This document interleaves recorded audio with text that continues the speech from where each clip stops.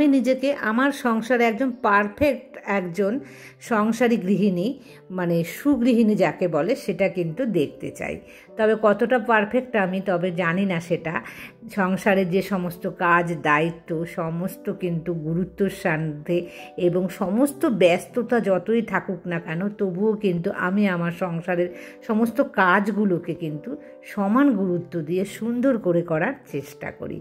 তো বন্ধুরা, perfect housewife হওয়া কিন্তু অত সহজ নয়। তবে সংসারের দায় দায়িত্বগুলো যদি কাঁধে নিতে পারি এরকমভাবে ব্যস্ততা থাকা সত্ত্বেও, সেটাই কিন্তু আমার মনে হয় একজন পারফেক্ট যে আমরা হাউসওয়াইফ নিজেকে কিন্তু সেই জায়গাতে নিয়ে যেতে পারি। আর তোমরা আমার সাথেই থাকো বন্ধুরা। আজ কিন্তু হাজারো ব্যস্ততার মাঝেও দেখো সংসারের সমস্ত কিছু কিন্তু আমি তোমাদের সামনে ক্যামেরাবন্দি করার চেষ্টা করেছি। আজ আমার কাছে ভীষণ ব্যস্ততম দিন এবং আমি কিন্তু প্রচুর কাজে প্রচুরভাবে কিন্তু ক্লান্তও হয়ে পড়ব। দিন শেষে তোমরা সেটা দেখতে পাবে। তো আশা করি তোমাদের ভালোই লাগবে। তো তোমরা আমার সাথেই থাকো। শুভ সকাল বন্ধুরা, আশা করছি তোমরা সবাই খুব ভালো আছো আর আমিও বেশ ভালোই আছি। আর একটা বেশ কিন্তু এখন একটু গরম গরম সকাল বন্ধুরা। বৃষ্টি তো হয়েছে দুদিন, আজকে এই দুদিন ধরে কিন্তু আর আমাদের এখানে বৃষ্টি হচ্ছে না। সে কারণে কিন্তু বেশ কাজকর্ম করলে গরমটা একটুখানি বেশি মাত্রাতেই লাগছে। যাই হোক, কিছু করার নেই, কাজ তো করতেই হবে। আর সকাল সকাল দেখতে পেলে তোমরা যে আমি কিন্তু আজকে চাওয়ালাকে চা দিয়েছি, দিয়ে তারপরে কিন্তু কাজে লাগলাম। তবে এখন ঘড়ির কাঁটাতে কটা বাজে বলো তো? এখন কিন্তু বেশি বাজে না, এখন ওই 6:30 মতন কিন্তু বাজে। আর আমি তো সকালবেলা চা খাই না, সে কারণে 2 গ্লাস কিন্তু আমি নর্মাল যে জল সেটা খেয়েছি। গরম জল একদমই কিন্তু খাচ্ছি না, কারণ খাওয়া যাচ্ছে না, এতটা গরম না। এই গরমের মধ্যে আমি আর গরম জল খেয়ে মানে কাজ করতে পারছি না। গরম জল খাওয়ার পর যদি আধা ঘন্টা বসতাম তাহলে কিন্তু খেতে পারতাম। যাই হোক, আবার যখন ঠান্ডা ঠান্ডা ভাবটা পড়বে 1-2 মাস পরে, তখন থেকে কিন্তু আমি আবার মানে ধরো অক্টোবর, 1-2 মাস বলতে এখনও দেরি আছে, তখন থেকেই গরম জলটা খাবো। আর আগের ব্লগে তোমাদের বলেছিলাম যে আমার শাখা আমি যে কিনে এনেছি দীঘা থেকে, সেই শাখা নিয়ে কিন্তু আমি খুব দুঃখী হয়ে গেছি। তো সেই কারণটা বলবো, তো আমি ভুলে গেছিলাম, মধুমিতা আমাকে মনে করিয়ে দিয়েছে। তো থ্যাংক ইউ মধুমিতা। তো আমি এখন বলছি তোমাদেরকে যে কেন আমি দুঃখী হয়ে গেলাম শাখাটা নিয়ে। শাখাটা তো পড়েছি, তারপরে কিন্তু আমি আবার পরে দেখবে বিকেলের দিকে ব্লগে কিন্তু ওই শাখাটা আমি খুলে ফেলেছি। শাখাটা পরার পর শাখা থেকে রং বেরোচ্ছে, মানে সাদা সাদা হয়ে যাচ্ছে আমার হাতটা, পাউডারের মতন।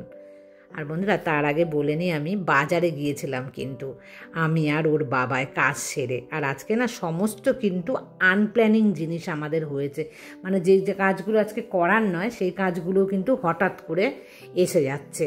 তো সেই কারণে কিন্তু বাড়ির বাইরে আমাকে বেরিয়ে যেতে হয়েছিল বেশ অনেকক্ষণের জন্য। আর অনেকক্ষণের জন্য বাড়ির বাইরে যদি সকালের দিকটাতে থাকি না, তাহলে কিন্তু প্রচুর কষ্ট হয়। 2 ব্যাগ দেখো সবজিও আনা হয়েছে। তো আমি আর বলছি না, তোমরা এক ঝলক দেখে নাও কী কী সবজি আমি নিয়ে এসেছি। মানে আমি আর আমার হাজব্যান্ড দুজনে মিলেই কিন্তু বাজারে গিয়েছিলাম। আর যখন বাজারে ছিলাম, মানে বাজার প্রায় হয়েই এসেছিলো, তখন কিন্তু এই সার্ভিসিংয়ের লোক ফোন করেছে। আর আসবে, আজ আসবে, কাল আসবে, এই করে করে কিন্তু সে আর আসছিলই না। যাই হোক, আজকে এসে পড়েছে। আর প্রথমে না বাজারে যাওয়ার প্ল্যান কিন্তু আমার ছিল না, ওর বাবাই যাবে। কিন্তু ওর বাবা হঠাৎ করে বললো যে তুমিও চলো, তুমি গেলে গুছিয়ে মানে বুঝে শুনে নিয়ে আসতে পারবে। ওর বাবা না অত ভালো কিন্তু বাজার করতে পারে না, যেহেতু কখনোই ছোটোবেলা থেকে বাজার করেনি, সেই কারণে। যাই হোক, আমি গেলাম। তখন কিন্তু আমার হাউস হেল্পার আসার টাইম। তো আমি হাউস হেল্পারকে বললাম একটু লেটে এসো। আর বাজারে গিয়ে এত দেরি হয়ে গেল। তবে বাসন বাইরে বের করে রেখে গেছিলাম, ও কিন্তু বাসন মাজছে। আর এই লোকও, আমি তো যেহেতু তালা দিয়ে গেছিলাম, তো বাইরে কিন্তু অপেক্ষা করছিল। যাই হোক, আমরা আসার পর এই লোক কিন্তু ঢুকেছে। আর ভালোভাবে আজকে না কীভাবে দেখতে পেলে পাইপ দিয়ে জল দিয়ে কীভাবে না পরিষ্কার করেছে। বাবা বলো প্রচুর নোংরা বেরিয়েছে। বছরে একবারই আমি কিন্তু সার্ভিসিং করাই, আর ওর বাবা যখন থাকে তখনই। আর এই দেয়ালের মধ্যে না সেই অ্যাসিড জলগুলো পড়েছে, সেগুলো ঘষে ঘষে ওর বাবা পরিষ্কার করলো, নাহলে উঠছিল না দাগ। কিচ্ছু খেতে পারিনি বন্ধুরা। এখন কটা বাজে বলো তো? এখন কিন্তু প্রায় বেজে গেছে 11:30 মতন। তো আমি মুড়ি আর আম মেখে নিচ্ছি। তো এটাই কিন্তু সকালবেলা খাবো। আর আমি মাটনটাকে দেখো ম্যারিনেট করে নিয়েছি রান্না করব বলে, সমস্ত কিছু কিন্তু গুছিয়ে নিয়েছি। আমার মুড়ি তোমাদের বলি আমি একাই খেয়েছি, ওরা বাবা মেয়ে কিন্তু কেউ খায়নি। ওর বাবা তো খাচ্ছেই না, পুরো পরিষ্কার করলো। ওই যেখানটায় মানে সার্ভিসিং করে গেল না, সেই নিচটাও কিন্তু পরিষ্কার করেছে। আমি তোমাদের সাথে ক্যামেরা বন্দি আর করতে পারিনি, কারণ আমি এই ধরনের কাজগুলো করছিলাম, মানে গুছিয়ে নিচ্ছিলাম রান্নার। আর এটা হচ্ছে ছানার কেক। সেদিন ওর বাবা গিয়েছিল আমার শ্বশুর বাড়িতে, তো ওখানকার ছানার কেক মেয়ে খেতে ভীষণ ভালোবাসে বলে নিয়ে এসছে। তো আমি একটু কেটে দিচ্ছি, যে ওর বাবা কিন্তু কিচ্ছু খায়নি, যে সেই সকালে চা খেয়েছিল তাই। তো যাই হোক, ওরা বাবা মেয়ে এক টুকরো করে খেলো। মেয়ে এক টুকরো খায়নি, মেয়ে হাফ খেলো। খেয়ে দেখো একটা ফোন এসেছে স্কুল থেকে, যেতেই হবে ইমিডিয়েটলি। এখন কিন্তু ঘড়ির কাঁটাতে 12টা বাজে। আর দেখো, রান্না নেই বান্না নেই, পাগলের মতন তিনজনা মিলেই কিন্তু স্কুলে ছুটছি। স্কুলে কেন যাচ্ছি বন্ধুরা? সেই যে তোমাদের বলেছিলাম আমাদের একটা মেয়ের সার্টিফিকেটের গন্ডগোল, আজ 1.5 বছর হয়ে গেছে। আর এই দেখো বন্ধুরা, মেয়ের এইটা হচ্ছে কৃষ্ণনগর একাডেমি স্কুল। এই স্কুলে কিন্তু মেয়ে একদম লোয়ার ক্লাস থেকে 12 অবধি পড়াশোনা করেছে। দেখতে পাচ্ছ ভেতরটা কিন্তু আপডেট হয়েছে, আরও ভেতরে একটু ক্যামেরা করতে দিচ্ছে না। আমি অনেক লুকিয়ে কিন্তু ক্যামেরাটা করেছি। আর এখানে একটা দরখাস্ত লিখতে হচ্ছে, তো মেয়ে ওটা লিখছে এখানে। আর এখন প্রায় 12:30 কি 12:40 মতো হয়ে গেছে। এই সময় না ক্লাস 1 থেকে 4 অবধি কিন্তু ছুটি হয়। তাই দেখো সমস্ত গার্জিয়ানে কিন্তু ভরে গেছে স্কুলটা। আর বন্ধুরা, আমাদের কিন্তু পুরো স্কুল খালি হয়ে গেছে, তারপরে কাজ মিটলো। আর আমরা এখন বাড়িতে এসেছি। আমরা বেরিয়েছি 12টার সময়, আর ঘরে ঢুকেছি দেখো একদম রাইট ঘড়ির কাঁটাতে কিন্তু 1:30টা বাজে। আর বুঝতে পেরেছো, রান্নাবান্না কিচ্ছু করিনি। সেই মাংসটা যে ম্যারিনেট করে গেছিলাম, তড়ি ঘড়ি এসে কি করব ভেবেছিলাম একটা মাছ বানাবো, বেলে মাছ। আমার হাজব্যান্ড ভীষণ ভালোবাসে, সেটা আর হলো না। মাংস যেহেতু ম্যারিনেট করেছি, রান্না করতেই হবে। আর পাশে প্রেশার কুকারে কিন্তু আমি বসিয়ে দিয়েছি মুসুরির ডাল বয়েল। আর প্রচুর পরিমাণে কিন্তু মুসুরির ডাল খাওয়া হয় ওর বাবা আসলে পরে, কারণ ডাল খেতে ওর বাবা ভীষণ পছন্দ করে।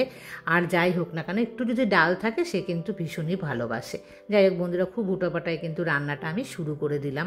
কারণ রান্না এই শুরু করতে করতে জানো আবার ফোন এসছে। আমার যে অ্যাকোয়াগার্ডটা দেখতে পাও তোমরা, সেটা সার্ভিসিংয়ের লোক কিন্তু কদিন ধরেই আসার কথা। সেও ফোন করে বললে বৌদি যাব। আর আমরা যখন দীঘা ছিলাম তখন ফোন করেছিল, তো সেই কারণে তখন আসতে পারেনি।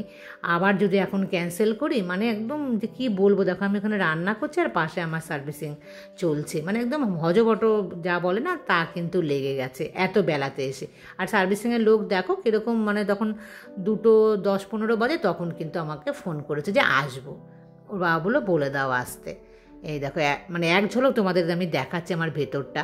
4টে কিন্তু ফিল্টার দেওয়া রয়েছে আমার এই অ্যাকোয়াগার্ডের মধ্যে। চাইলে কিন্তু বন্ধুরা তোমরাও নিতে পারো, এটা কিন্তু ভীষণ ভালো। আর ভেতরে কিন্তু আরও ফিল্টার আছে, গরম জল যেখানে কালেক্ট হয় সেই জায়গাটাও কিন্তু ভেতরে রাখা আছে।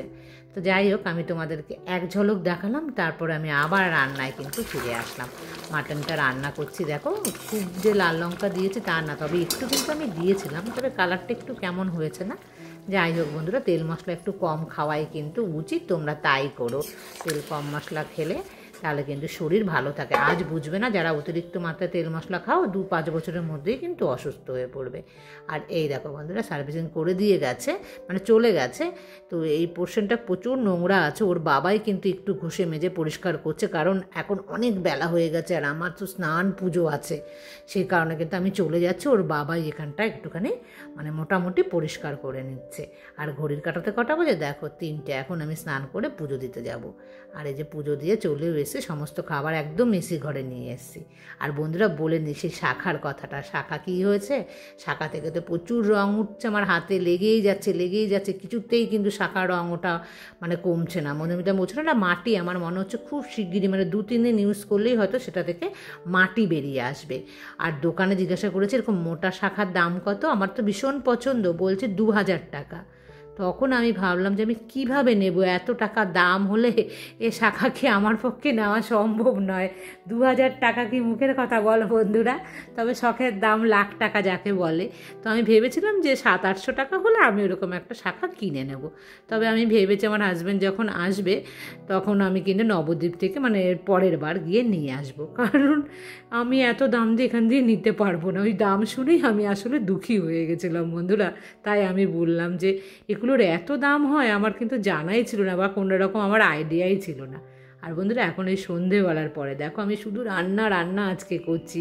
এখানে একটু পায়েস বানাবো। আর এই জানো তো, এই পায়েস খাওয়ার কথা ছিল আমার কিন্তু সকালবেলা বানানোর, সেটা বানাতেই পারিনি। দুধও নিয়ে আসা হয়েছিল সকালবেলাতেই যখন বাজারে গিয়েছিলাম। তো সমস্ত প্ল্যান কিন্তু চোপাট। আর এই দেখো মিল্কমেড যে কিনেছিলাম, মিল্কমেড দিয়ে কিন্তু আজকে আমি পায়েস বানাবো। মিল্কমেড দিয়ে তোমরা যারা বানাও জানো যে প্রচুর কিন্তু মানে টেস্টি হয়ে যায় মিল্কমেডটা দিলে পরে। আর যারা মিল্কমেড ইউজ করবে না তারা কিন্তু আমুল দুধ দেবে 1 বাটি মতন মিল্কমেডের পরিবর্তে, তাহলেও কিন্তু খেতে ভীষণ টেস্ট হয়ে যায়। আর এই দেখো ময়দা এখন আমি মেখে নিচ্ছি, কারণ সকালে যেটা হয়নি রাতে কিন্তু সেই মেনুটা আমি বানাবো। তো এখন আমি বানাবো কিন্তু পরোটা। আমার হাজব্যান্ড পরোটা বেশি ভালোবাসে, লুচি নয়। আর আজকে কিন্তু কাজু কিশমিশটাকে আমি আর না ঘিয়ে ভাজিনি, খুব হুটো বাটা, আর ভীষণ ক্লান্ত লাগছে শরীর, একদম ভালো লাগছে না বন্ধুরা, কি করব। তো সেই কারণে শর্টকাট করলাম। আর মিল্কমেডটা কিন্তু ঠিক এই সময় আমি দিয়ে দিই, কারণ মিল্কমেডটা কিন্তু বেশ পরিমাণে মিষ্টি থাকে। তো একটু মিষ্টি কম হতো, আমি আবার আরেকটু কিন্তু গুড় দিলাম। আর এই গুড়টা আমি আগে থেকে কিন্তু কালেক্ট করে রেখেছিলাম বন্ধুরা, তো ওনাদের সাথে আমি অবশ্য শেয়ার করেছি। আর তোমরাও চাইলে কিন্তু এইভাবে আগে থেকে যখন মানে গুড় অ্যাভেলেবেল পাওয়া যায় ফ্রিজে রেখে দেবে, খুব সহজে কিন্তু একদম মানে সারা বছর ধরে খেতে পারবে। আর তারপর দেখো আমি বানিয়ে নিচ্ছি পরোটা। তো আমি কিন্তু যে অলিভ অয়েল যেটা আমার কাছে ছিল প্যাকেটের, সেই অলিভ অয়েল দিয়েই কিন্তু আমি বানাচ্ছি। আর পরোটা ঘিয়ে ভাজলে কিন্তু দারুণ লাগে, তবে এতটা ঘি আমার নেই যে এতগুলো পরোটা আমি ঘিয়ে ভাজবো। আর বন্ধুরা এই দেখো আমার পায়েসের লুকটা, গুড়ের পায়েস খেতেই কিন্তু বেশি ভালোবাসি। আর এইটু একটু নরম নরম পায়েস হলে দেখবে খুব ভালো লাগে, তবে সকাল হতেই কিন্তু জমে যাবে। তবে এখন ওরা পায়েস খাবে কি না আমি জানি না। আমি যখন হয়ে গেছিলো তখন কিন্তু আমার হাজব্যান্ডকে ডাকছিলাম একটু খাও, তখন বাবা মেয়ে কেউই কিন্তু খেলো না পায়েস। আর এই যে মাটন বেঁচে আছে, মাটন দিয়েই খাচ্ছে। চিকেন মাটনের সাথে কিন্তু দুধের জিনিস খাওয়াটা একদমই উচিত না, তাহলে কিন্তু বদহজম হয়। আর বন্ধুরা সারা দিন এই রান্না বান্না বাইরে থাকা, আমি কিন্তু প্রচুর হাঁপিয়ে গেছি আজকে, কিন্তু আমি ভীষণ টায়ার্ড। আর এখন ঘড়ির কাঁটাতে কটা বাজে দেখো। তো আজকের মতন না আমি এই পর্যন্তই রাখছি, আর আবার দেখা হবে নেক্সট ব্লগে। ততক্ষণ তোমরা সবাই ভালো থেকো। Good night.